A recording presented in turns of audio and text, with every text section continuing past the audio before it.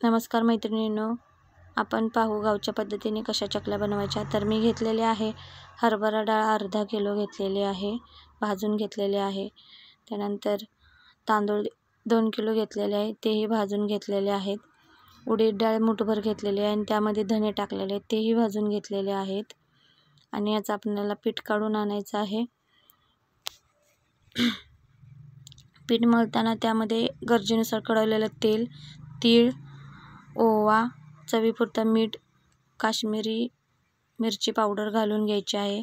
कोमट पाण्यातच मळून घ्यायचं, गार पाणी घ्यायचं नाही। आपल्याला चकल्या गाळून घ्यायच्या आहेत, तर छोट्या छोट्या चकल्या गाळून घ्यायच्या। बघा, उडदाच्या डाळीमुळे चकली तुटत नाही, खूप छान वेल येतात, तुटत नाहीत त्या। आणि आपण तळून घेऊया। तर तळताना जास्त कडक तेल करायचं नाही आहे, कडक केल्यामुळे कडकडीत चकल्या होतात। आपण मंद आचेवर भाजायचं, जास्त मंद पण ठेवायचं नाही आहे। तर आपल्या भाजलेल्या आहेत चकल्या, काढून घेऊया। तयार झालेल्या आहेत आपल्या चकल्या। एकदा नक्की करून पहा, चॅनेलला सबस्क्राईब करा। कशा झाल्या आहेत कमेंटमध्ये सांगा।